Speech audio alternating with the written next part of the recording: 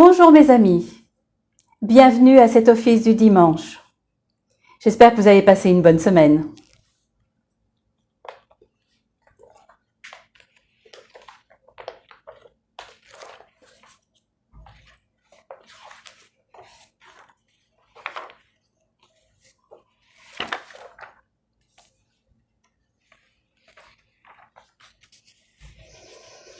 Vous est-il déjà arrivé de vous poser tout un tas de questions existentielles, du genre « pourquoi ceci, pourquoi cela ?» Eh bien, dans le sermon d'aujourd'hui, vous découvrirez la façon dont vous pouvez répondre à ces questions par vous-même. Nous allons aborder cela tout à l'heure. Pour commencer, voici le credo de l'Église de Scientologie. Nous, membres de l'Église, croyons que tous les hommes, quelle que soit leur race, couleur ou croyance, ont été créés avec des droits égaux. Que tous les hommes ont le droit inaliénable d'avoir leurs propres pratiques religieuses et de les exercer. Que tous les hommes ont le droit inaliénable de vivre leur propre vie. Que tous les hommes ont le droit inaliénable à leur santé mentale. Que tous les hommes ont le droit inaliénable d'avoir leur propre défense. Que tous les hommes ont le droit inaliénable de concevoir, choisir, assister ou soutenir leurs propres organisations, églises et gouvernements. Que tous les hommes ont le droit inaliénable de penser librement, de parler librement, d'écrire librement leurs propres opinions et de se prononcer, d'écrire ou de s'élever contre les opinions des autres. Que tous les hommes ont le droit inaliénable de créer leur propre espèce. Que les âmes des hommes ont les droits des hommes. Que l'étude du mental et la guérison des maladies d'origine mentale ne devraient pas être séparées de la religion, ni tolérées dans les domaines non religieux. Et qu'aucun agent autre que Dieu n'a le pouvoir de suspendre ou de négliger ses droits, de façon ouverte ou couverte. Et nous, membres de l'Église, croyons que l'homme est fondamentalement bon, qu'il cherche à survivre, que sa survie dépend de lui-même, de ses semblables et de l'accomplissement de sa fraternité avec l'univers. Et nous, membres de l'Église, croyons que les lois de Dieu interdisent à l'homme de détruire sa propre espèce, de détruire la raison des autres, de détruire ou d'asservir l'âme d'un autre, de détruire ou de réduire la survie de ses compagnons ou de son groupe. Et nous, membres de l'Église, croyons que l'esprit peut être sauvé et que seul l'esprit peut sauver le corps. Je vais vous lire maintenant un texte de Ron Hubbard, l'intégrité personnelle.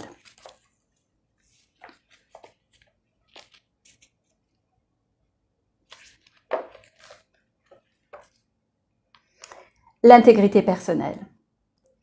Ce qui est vrai pour vous est ce que vous avez observé par vous-même. Et lorsque vous avez perdu cela, vous avez tout perdu. Qu'est-ce que l'intégrité personnelle? L'intégrité personnelle, c'est savoir ce que vous savez. Ce que vous savez n'est rien d'autre que ce que vous savez. C'est cela l'intégrité. Il n'y a pas d'autre intégrité. Bien sûr, nous pouvons parler d'honneur, de vérité, de tout cela, ces termes ésotériques. Mais je pense qu'on ne les trahirait pas le moins du monde si ce que nous observions était vraiment ce que nous observions, si nous prenions soin d'observer ce que nous observons et que nous observions toujours dans le but d'observer. Et sans nécessairement adopter une attitude sceptique, un esprit critique ou indulgent, mais certainement en maintenant suffisamment d'intégrité et de conviction personnelle, de confiance en soi et de courage pour pouvoir observer ce que nous observons et dire ce que nous avons observé. En dianétique et en scientologie, une chose n'est vraie que si vous l'avez observée, et elle n'est vraie que selon votre propre observation. C'est tout.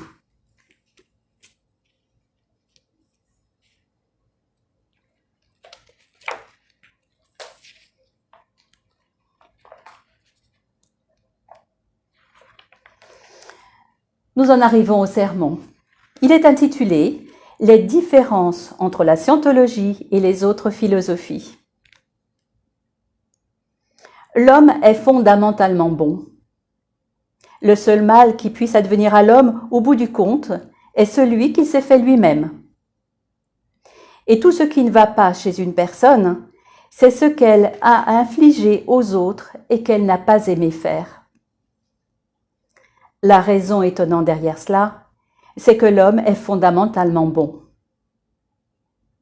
Mais si l'homme est fondamentalement bon, comment peut-il commettre tant de mal? Eh bien, apparemment, il ne fait aucun mal, mais il devient quelqu'un d'autre et ses idées sur cette personne sont que cette personne est capable d'actions mauvaises et qu'il doit réfréner ces actions-là. Il est tellement occupé à réfréner ces mauvaises actions qu'il commence à commettre de mauvaises actions parce qu'il n'arrive pas à les réfréner. Et nous découvrons que quand une personne n'est plus elle-même, elle n'est plus responsable de ses actions. Comment l'homme cesse-t-il d'être lui-même? Il essaie si fort de s'empêcher d'être lui-même, s'il se considère comme mauvais, qu'il en devient totalement méconnaissable. L'homme est apparemment préoccupé par un grand nombre de choses. Il s'inquiète au sujet du bien et du mal. L'homme est-il bon? Est-il mauvais? Qu'est-ce que le bien? Qu'est-ce que le mal? Quelle est la nature de la vie? Qu'est-ce que la mort? Ce sont là toutes les questions qui surgissent et ont surgi depuis que l'homme, tout au moins sur cette planète, a eu un quelconque langage avec lequel s'exprimer.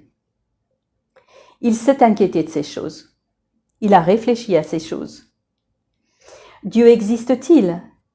Qu'est-ce que la prière? Est-ce que je prie ou pas? Puis-je me défendre? Suis-je juste un fétu de paille sur le vaste océan des choses, ou puis-je influencer quelque chose? Suis-je prisonnier? Dois-je laisser de côté mon honneur pour me soumettre à une existence civilisée? L'homme se pose toutes ces questions philosophiques. Et ce qui est bizarre, c'est que ce ne sont pas des questions de salle de classe. Ce ne sont pas du tout des questions de salle de classe.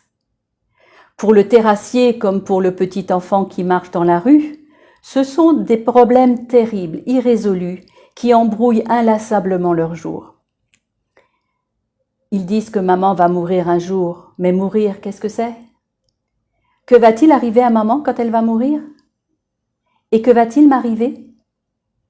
Toutes ces inquiétudes proviennent de gigantesques incertitudes d'un genre ou d'un autre. L'homme a tous ces problèmes qui bouillonnent à l'intérieur de lui et il ne peut saisir la vérité d'aucun d'eux et sa vie devient un chaos. Eh bien, que fait la scientologie au sujet de ces questions? En scientologie, nous possédons une chose appelée audition, qui permet à l'individu d'examiner certaines données fondamentales et importantes qui l'amèneront à certaines conclusions, s'il lui importe d'obtenir ces conclusions. Tout ce que fait l'audition, c'est vous inviter à examiner. Quand vous vous familiarisez avec quelque chose, vous pouvez le connaître. C'est l'une des premières hypothèses fondamentales de la scientologie. Ce avec quoi vous vous familiarisez, vous pouvez le connaître. Ce avec quoi vous ne vous familiarisez pas est assez difficile à connaître. Je pense que vous pouvez adhérer à cette idée. L'examen de quelque chose sans peur vous fera réaliser quelques vérités présentes sur cette chose. Ainsi, tout ce que fait l'audition, c'est libérer l'aptitude de la personne à examiner, et quand elle peut examiner sans peur, elle peut connaître la vérité des choses. Et chose curieuse, une fois que vous savez la vérité sur quelque chose, cette chose ne peut vous affecter.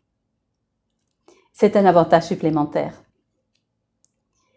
Nous avons découvert que lorsque nous auditions quelqu'un sur un problème et lui faisions examiner complètement toutes les facettes de ce problème, l'accoutumions à l'idée d'avoir des problèmes similaires à celui-ci et l'amenions à ne plus en avoir peur, il examinait le problème et le problème disparaissait. Mais il n'avait pas disparu en lui, il avait disparu dans l'univers physique. Que se passe-t-il donc ? Eh bien, de toute évidence, il se passe que nous pouvons uniquement nous blesser nous-mêmes. Il se passe que nous pouvons uniquement nous blesser nous-mêmes. Et quand nous avons éliminé cette blessure infligée par nous-mêmes, apparemment d'autres éléments le reconnaissent. En voici un exemple. Supposons que vous ayez une armée entière et que vous vous familiarisiez totalement avec une armée. Pour réaliser cela, un scientologue vous familiariserait d'abord avec un soldat. Et si vous ne pouviez faire face à un soldat, il vous familiariserait avec l'un des boutons de la veste du soldat. Et vous ayant familiarisé avec un soldat, il vous en ferait examiner un plus grand nombre. Et en moins de temps qu'il n'en faut pour le dire, vous seriez capable même de faire face à un sous-lieutenant. Mais cela demande du travail. Progressivement, autrement dit, en prenant un petit peu à la fois de la même catégorie de choses et en examinant cette catégorie de choses un petit peu à la fois, une personne pourrait se familiariser avec toute une armée. Et savez-vous que non seulement cette personne ne serait plus jamais appelée sous les drapeaux, mais probablement qu'elle ne pourrait jamais être tuée. Apparemment, l'individu crée lui-même la communication que lui retourne le monde. C'est-à-dire qu'il crée la communication malfaisante ou la mauvaise communication. Il cause lui-même ces choses. La vie a certains fondements essentiels. Chaque vérité au sujet de la vie, chacun de ces fondements, livre toutes les réponses qu'il contient si une personne examine complètement quelque chose. Les gens traversent la vie et leur confusion est un océan d'informations non examinées, de faits non inspectés. En fin de compte, tout ce que vous pouvez obtenir d'un individu qu'il fasse, c'est d'examiner sa personne, son milieu, la vie, et de découvrir ce qui est vrai pour lui. Et ces choses qui sont vraies à ses yeux seront assez vraies. Et vous découvrirez que s'il fait cela jusqu'au bout, alors nous serons tous d'accord sur ce qui est vrai. Mais à la seconde où nous serons tous d'accord sur ce qui est vrai, et sur le fait que ces choses sont des vérités, alors nous pourrons devenir très paresseux et nous n'aurons plus à y réfléchir, et la génération suivante n'aura qu'à mémoriser cela afin de savoir ce qu'est la vérité. Eh bien, je ne pense pas qu'aucun d'entre nous souhaite que cela arrive. Cela ne veut pas dire que la quantité de vérité dans la vie soit limitée ou qu'elle soit très réduite. Cela ne signifie rien d'autre que si nous regardons, nous pouvons apprendre. Tout ce que vous avez à faire, c'est regarder. Cela dit, le fait de regarder présente quelques risques, parce que souvent cela vous arrache la tête à moitié. Ainsi, la seconde leçon que vous devez apprendre, c'est qu'après avoir regardé, vous devez rassembler assez de courage pour regarder de nouveau. Et ayant regardé de nouveau, eh bien, rassembler assez de courage pour regarder encore. Et comme c'est souvent un processus très long, il est préférable d'avoir un auditeur. Il vous regarde, s'assurant que nous continuons, il nous regarde, s'assurant que nous continuons à regarder sans broncher. Où que nous soyons allés, quoi que nous ayons appris, tout suit ce processus. Tout ce que nous possédons et qui a de la valeur est précieux parce que cela montre comment regarder sans se retrouver complètement décapité. L'échelle progressive qui consiste à regarder, c'est vous indiquer les directions vers lesquelles tourner votre inspection, vous empêcher d'être totalement perdu dans les confusions au milieu desquelles les gens ont jeté des édifices énormes pour qu'on les examine. Et quand vous allez jusqu'au bout, vous trouvez qu'il s'agissait d'un édifice énorme à inspecter. Il ne contenait aucune vérité et il n'était d'aucun intérêt de le faire, mais pour sûr, il arrêtait votre regard dans la rue. Et au milieu de toutes ces choses compliquées, il est bien d'observer et de se rendre compte que nous sommes en fait des gens fondamentalement simples. Et souvenez-vous que le sujet même de la scientologie est fondamentalement très très simple et qu'il est à la portée de tout le monde. Apprenez-en davantage sur les principes fondamentaux de l'existence en lisant le livre Scientologie, les fondements de la pensée de Ron Hubbard. Il vous apportera une meilleure compréhension de vous-même et des autres, ainsi que de la vie elle-même.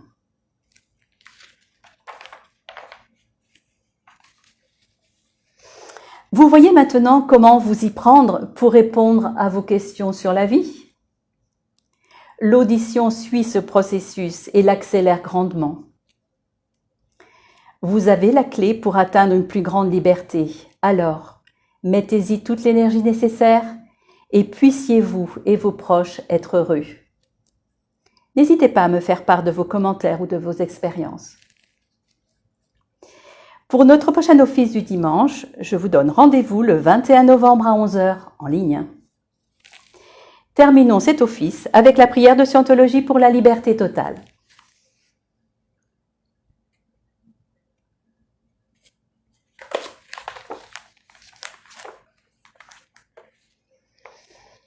Puisse l'auteur de l'univers donner à chaque homme la possibilité de parvenir à la compréhension de sa nature spirituelle.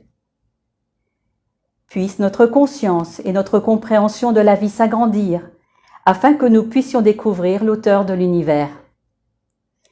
Et puissent d'autres aussi atteindre cette compréhension qui mène à la liberté totale. En ce moment, nous pensons à ceux dont la liberté est menacée, à ceux qui ont souffert d'emprisonnement à cause de leurs croyances, à ceux qui ont été asservis ou martyrisés, et à tous ceux qui se font brutaliser, piéger ou attaquer. Nous prions pour que les droits de l'homme soient préservés, pour que les peuples puissent croire et pratiquer leur foi librement, afin qu'à nouveau règne la liberté dans notre pays. Libérés de la guerre et de la pauvreté et du besoin, libres d'être, libres de faire et libres d'avoir. Libres d'utiliser et de comprendre le potentiel de l'homme, un potentiel d'origine et de nature divine. Et libre de parvenir à cette compréhension et à cette conscience qu'est la liberté totale. Dieu fasse qu'il en soit ainsi.